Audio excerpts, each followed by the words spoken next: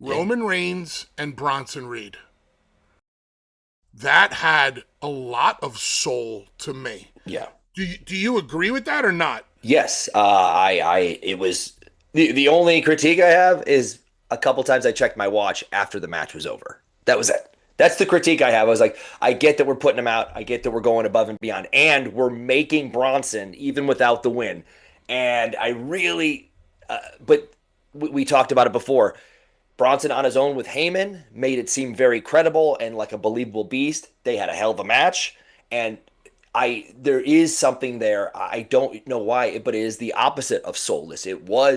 I was involved in the story part of it because you have the shoes and you have Heyman and you have the talk about his tribe and his tribe, and it was one time they talked, but having those shoes and the different thing and getting the payoff of everything afterwards, that is the yeah, you're right, almost the opposite of a cold match. It is the we are sinking our teeth into this, and that's why it's such a big deal, and I really liked it.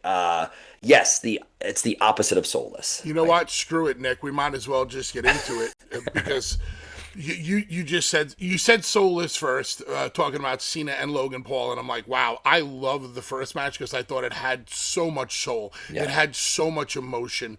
I loved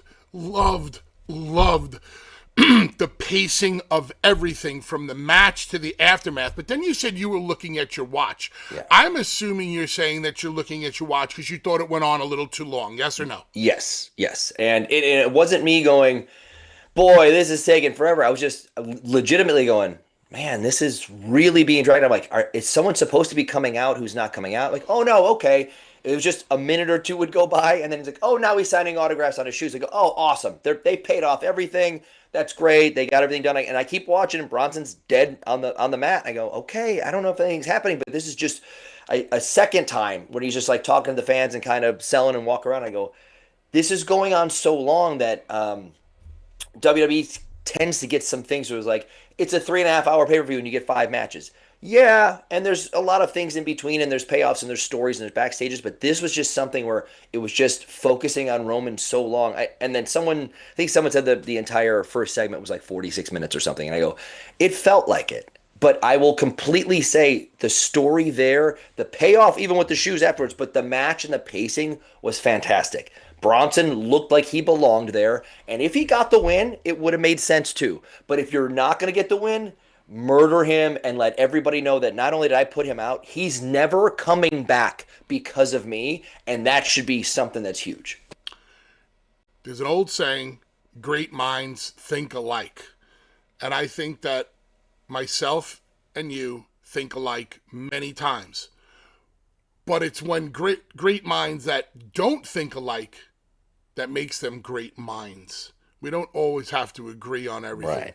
I loved how long the aftermath Okay.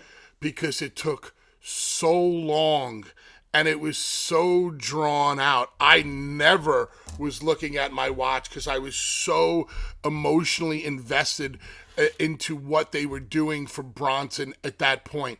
I had spoke a long time ago about Bronson Reed, and, David asked me, well, how do you make LA Knight, or how do you make this guy a bigger baby face? I go, you have an old school credible killer like a Bronson Reed.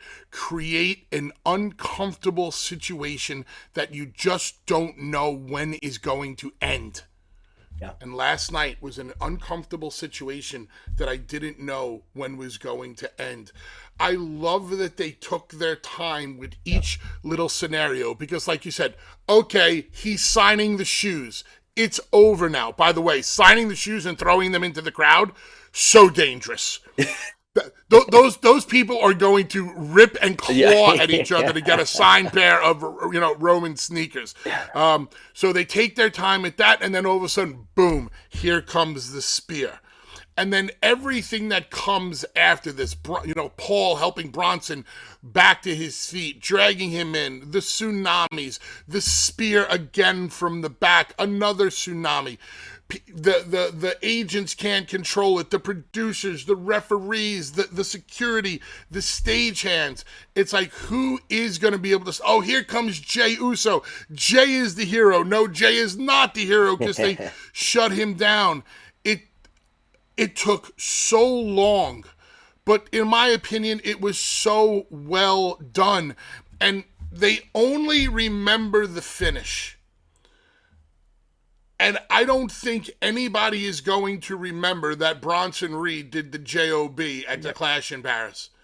Because the aftermath was so substantial, so heavy duty, that I think they're forced to remember that. I really thought they created a star last night in Bronson. I liked what I saw from Braun, don't get me wrong, but that they keep having Bronson and Braun take steps away from Seth, which I think is good. Yeah. Because to me, these two were nothing more than backup singers for a while. And now they're starting to gain an identity of their own. And I don't want to get into this right this very second, but I'm wondering if Becky showing up to help her husband allows Braun and Bronson to step away a little bit more. Because it's going to be very difficult for Braun Breaker and Bronson Reed to continue to carve out an identity for their own with Seth and Becky standing next to each other.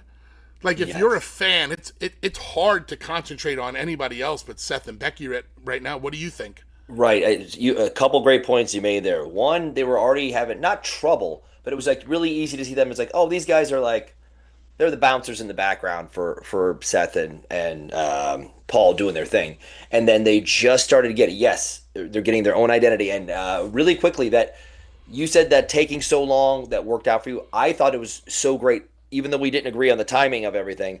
But you absolutely forget that he lost to Roman. Nobody is talking about it. No one said, hey, remember that pin? No one said, oh, he couldn't even put him over on the way out. Nobody remembers any of that shit. What you remember is the aftermath and murdering somebody and murdering them again and then putting them on the board where they can't even. One of those things where you're taking, even if you're taking Jeff's senton and you want to crunch your arms up to go, here it comes. Couldn't do it, and he gets splattered again on the plate. That's all anyone was talking about. Hey, that was a great match, and all I remember was the absolute ass-kicking beatdown at the end. So that's fantastic about that. But yes, it's very easy to get put behind. If you got McMahon Helmsley out on the stage talking, and they're running the show, and you're one of the background dancers, and you're just there to get the rub and for the ride. After a while, you start to be seen that way. So these guys breaking out on their own, having that performance last night. If Bronson does okay, he still gets by, but he did great, I thought. And with the way they invested in him last night, that goes to show everybody this isn't some background bullshit. We're here to be killers. I put Roman Reigns out. Who won that match? Nobody remembers and nobody cares. He's gone because of me. So just like you said, Logan, I kicked out of your finish. Who cares? You lost. Doesn't matter. This is a legitimate, I put you out for good, and you may never come back because of me, and nothing's bigger than that. The peaks and valleys after the match was over is what I loved. Like, you think it's over, the match is done, Roman is signing autographs, and then all of a sudden, out of nowhere, and just the way the camera shot it, too. Yes. Wham, Breaker out of nowhere. And then there's more chaos. Chaos. It gets all the way to the top, and then here's the save, and it's going to start. Now you start to come down the back end. Okay, it's finally over. Nope. Here comes the big man back, and then the ups and downs of that. I don't remember the last time I saw a segment that I got it was a very simple match too, and that's also one of the beauties of it. Roman and Bronson did not do a lot of stuff. They did a lot of their own one-on-one, right? They could have had that match in any city. Just isolate the match. Yeah. They could have had that match in any city. And it worked just as good for a PLE. But it's because you're emotionally invested in the characters. Because you love Roman so much and you hate Bronson so much. That's why it's so easy to respond to the simplicity. If you're not into the characters, then you can't be simple. That's when you Yeah. have to do a bunch of shit. Like, didn't you find when you were coming up that you had to do a lot more physicality to get over? But then once you got there, you actually told the lesson the other day, last week, about working your ass off to get to the top and then not necessarily having to work your ass off once you get there. Yeah, that's absolutely it's either you're attempting to get everyone to talk about you because hey they came to see John Cena versus Triple H on top and it's me and John Morrison and we're gonna try and steal the show. So everybody came there with their Cena shirt and their Triple H water spit left going, I got to see what these guys are up to. That's how you have to work and draw them in to go, holy shit, I can't believe what happened. And they go, hey, we come to the back. Hey, you hear that, guys? Yeah, follow that, MFers. And then you listen to the opening match, and it's a test of strength with Cena and Triple H, and the place is going up and down at their will in the palm of their hand, and you go, oh, okay, that's what you want to get to. Not so you can be lazy and slow it down, so you can absolutely feed that crowd when they're ready, then you give it to them. And it's a beautiful thing. I mostly fake it till I make it, but when you can really be there sometimes, then you get to, that's when you're actually working and you're working smart and you're still getting the same reactions, but you're not throwing anything away. Nick, did you believe that the opening match and segment was too long because you generally emotionally felt it was just too long? You're like, all right, let's get on with it now. Or does being out there for 46 minutes just go against everything that we know about wrestling these days, where it's more of, got to get there and do it and get it over with? Yeah, I need to separate the analyst and the fan because there is a time where like as I'm watching, I'm just like we discussed how we love their interaction, their fight, their pull apart. I'm looking forward to the match. The match was great, but very much like you said, that could be a Sunday afternoon live event somewhere. Just the match in between, because it's like do something big, sell, do something, whatever. That's fine if that and the crowd is there for it, so that's the most important part. But when you get to the difference in those two, you actually add that part and you go, yes, that's the difference. That extra long time, and it wasn't. I have to remember if it's me as a fan or me as an analyst going, man, that was like a slow moving match in a positive way, in a very positive way. I'm a big slow moving guy, and but I watched it and go, all right, it was not the uncomfortableness of Roman selling. It was the nothing happening for a few minutes while he got the win. And then I go, okay, they got him. Okay, got it. And then so I don't know if I was checking the time where it's like, I know where it's going and I know it's supposed to be this. And you actually said, I hope there's this uncomfortable grossness. And it played out perfectly. So I wonder if it's the reading the book and watching the movie, that's exactly what you wanted to happen, and that's why it's great. But I don't have any problem with it. I just a couple times was like, man, it's opening seg. In my head, it used to be me and Kofi, 10 minutes, get the winner, get on to the real story stuff. But we have a real story here. So if as much as I checked my watch, it was really well done, and that's how it should have been. So everybody can be talking about him. And even if you're cheering and you're a great crowd, you start to lose that by a notch every time it gets more uncomfortable. Did you feel that they lost them at all? No, no, no, no.